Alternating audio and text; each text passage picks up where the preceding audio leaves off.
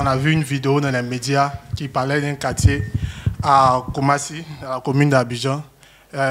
C'est quartier Houphouët-Boigny 1 et 2. Quartier Houphouët-Boigny 1 et 2, commune de Koumassi.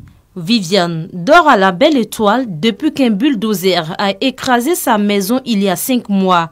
À 3 heures du matin, elle pleure son fils décédé dans ces conditions de vie précaires. Depuis que j'ai perdu mon enfant, je ne me retrouve pas.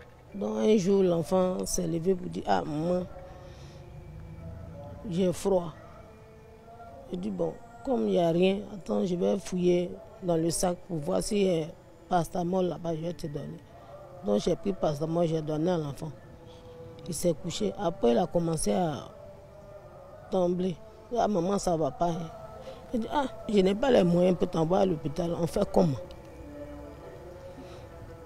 Donc, dans ça, je me suis levé, chauffé un peu d'eau pour qu'il se lave. Donner à manger, même il dit qu'il ne mange pas. Arrivé un moment, tout d'un coup, l'enfant a commencé à devenir autre chose. Donc j'ai dit à mes frères, aidez-moi à envoyer l'enfant à l'hôpital. En partant sur la route de l'hôpital, c'est là que l'enfant est décédé. Accrochée à leur terre et les souvenirs, Viviane passe ses nuits à la Belle Étoile, dans le froid et sous des tentes avec ses 3 filles et certains de ses voisins. Et quand il est l'heure de prendre la douche, c'est un autre calvaire. Naturellement, c'est ça, c'est là. Mais chaque jour, il y a des fois même c'est la presse même. Il y a des fois on dort comme ça, il n'y a pas l'argent, il n'y a pas un peu de savon. Matin on sort. Le soir quand on vient, s'il y a à manger, on peut manger, s'il n'y a pas à manger, on peut dormir comme ça. Si Kouakou se prépare pour le travail, Ruth doit se rendre à l'école. Soumis aux mêmes difficultés, Marie essaie de donner le nécessaire à sa fille de 7 ans dans ce nouveau décor qui leur sert de maison. C'est pas les assiettes, il doit laver, peut-être c'est les bidons, la nuit, en train de promener, à maquiller pour ramasser les bidons, les petits pour venir laver, pour aller revendre, pour puisse nourrir mon enfant. Souvent, il n'y en a pas, mais c'est fâche même quand il ne va pas à l'école même. Voilà ce qui arrive. Donc souvent, l'autre dit, ah tiens, voilà 50, 100 francs. Je dors en bas des bâches. Il pleut, je viens dormir en bas ici. Plus de 50 familles sont à la rue depuis le 16 novembre 2021, date du déguerpissement des quartiers Houphouët-Boigny 1 et 2 dans la commune de Koumassi. Sans argent, ces familles ne tiennent que par l'espoir d'un lendemain meilleur. Et suite à la vidéo, nous sommes rendus sur les lieux avec certains frères et sœurs et on a vu les conditions précaires dans lesquelles les personnes qui ont été déguerpies de leur maison vivaient. C'est en tout 237 coups et puis 21 immeubles qui ont été démolis. Voilà, les personnes n'ont pas eu le temps de prendre leurs effets justement parce qu'ils n'étaient pas au courant quand ils allaient casser leur maison. Ils ont vu effectivement des caterpillars qui étaient là, mais ils ont dit que c'était pour élargir la voie. Donc les gens occupés sont allés à leurs occupations. Ils reviennent, ils constatent que leur maison a été démolie. Voilà, donc ils ont carrément tout perdu, absolument tout, vêtements, tout.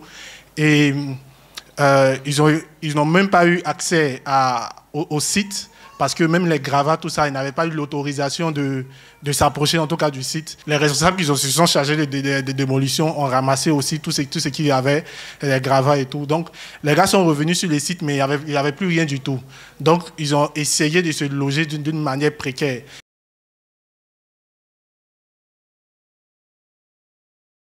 Et ils vivent actuellement sous des bâches, 3 bâches. Comme j'ai dit, c'est 237 coups. Il s'agit de 69 familles. Quand je dis famille, c'est-à-dire chaque famille est composée d'au moins 5 personnes. Donc voilà, qui sont dans des conditions précaires. Et lorsqu'on nous est partis, on a demandé en fait les gens ce qui se passait et tout, nous ont expliqué. Et on a vu, comme j'ai dit, dans les conditions précaires dans lesquelles ils vivaient. Et ils n'ont même pas un endroit où se laver. Donc, ils sont obligés d'attendre à minuit, quand je vais dire que tous les quartiers environnants dorment, et c'est là qu'ils vont se laver, dehors, comme ça. Et il y a une fraîcheur pas possible dehors. Vous voyez, donc c'est laver même à minuit, imaginez un peu. Ils n'ont pas d'eau chaude, rien de tout ça. Et on a rencontré aussi une femme qui est dans la trentaine. Son père, elle et son père, ils sont allés vivre dans un étage, sur la dalle, un état de 6 niveaux. Donc déjà, même en bas, il fait froid déjà. Et imaginez à l'étage. Donc, elle m'a appelé hier et elle m'a fait savoir que le propriétaire de l'immeuble l'a chassée parce qu'elle était en train de cuisiner à l'étage. Donc, elle n'avait plus accès à l'étage et tout. Donc, il fallait qu'elle retrouve ses congénères là-bas, enfin, là-bas, en bas. Ouais. Donc, elle a dit qu'elle essayait de faire mains et pieds parce que son papa est lui aussi propriétaire, propriétaire terrien. Donc, elle a essayé de le faire sortir de cette précarité en se disant, bon, elle va aller chercher une maison. Donc, elle a trouvé une maison, 120 000. Elle m'a appelé pour me faire savoir qu'elle a 50 000 sur elle. Donc, bon, voilà, il lui manquait 70 000 pour prendre la maison. Donc, enfin, c'est les personnes qui, au moins, qu'ils arrivaient à se débrouiller. D'autres, c'est au moins 50 000, 60 000 francs qu'ils trouvaient mensuellement, qu'ils arrivaient à se débrouiller avec et tout. Qu'ils arrivaient à se débrouiller avec les 60 000 et tout. Donc, actuellement, plusieurs veulent simplement caution et avance. Cherchent l'argent de caution et avance. Il y a d'autres, par contre, même pour la nourriture, c'est très compliqué parce qu'il y a des familles très nombreuses là-bas. Voilà. Et comme je disais, ils dorment actuellement en saison de pluie. Donc, imaginez un peu comment ils dorment. Sous 3 bâches, 69 familles, 3 bâches. Donc, ils sont obligés de s'arrêter sous les bâches, attendre que la pluie cesse. Donc, ils ne dorment pas. Pourtant, le lendemain, ils doivent partir vaquer à leurs occupations. Et c'est vraiment difficile. On a rencontré une jeune fille qui nous disait que, bon, voilà, elle, toutes ses affaires intimes sont dans son petit sac. Ce sont le sac a la forme d'un porte-monnaie, en fait. Donc, elle nous disait que toutes ses affaires intimes sont dedans. Et donc, elle se promenait avec ça comme ça. Ouais. Donc, avec tout ce qu'on a pu rencontrer là-bas, on a décidé de mener une action sociale pour les aider. Donc, on a essayé de parler un peu à leurs responsables, le responsable des 2 différents quartiers là.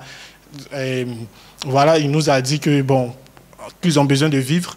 Justement, ils ont besoin de vivres. Et lui, il réceptionne ces vivres-là pour les stocker dans un magasin parce qu'on ne peut pas donner ces vivres-là directement aux personnes. Ils vont les déposer où? Il y a une dame qui a perdu son enfant parce que manque de moyens. On ne pouvait pas l'envoyer à l'hôpital. Elle a perdu son enfant comme ça. Et quand vous partez là-bas, il fait très froid. Donc, c'est avec les moustiques et tout ça, comme si presque en bordure de lagune, ils sont exposés vraiment. Ils sont vraiment exposés. Et donc, ils ont besoin de vivre, déjà. Ils ont besoin de couverture. Et ils ont besoin de nattes. Voilà. Donc, de prime abord, d'une façon urgente, c'est comme ça qu'on peut les aider pour l'instant. Et puis, pour le relogement, bon, on va essayer de faire avec. Donc, c'est ça. Actuellement, nous sommes en pleine saison de pluie. Comme je l'ai dit, si c'est possible, en tout cas en fonction de nos moyens, parce qu'il m'a donné une liste de 42 familles plus en détresse. Et non seulement ils sont en détresse, mais 42 encore familles plus en détresse. Donc, imaginez un peu le scénario. Et souvent, il suffit seulement de 100 000 francs pour régler leurs problèmes. 100 000 francs. Caution avance, ils sont relogés, c'est bon. Si chacun vient aider un peu, chacun apporte 1000 francs, 500, 700, on peut aider des personnes, vous voyez. Donc on veut créer un lien de solidarité autour d'eux. Donc on va se mettre à la tâche dès ce soir-là. Si ta main ne m'avait pas secouru, que serais-je?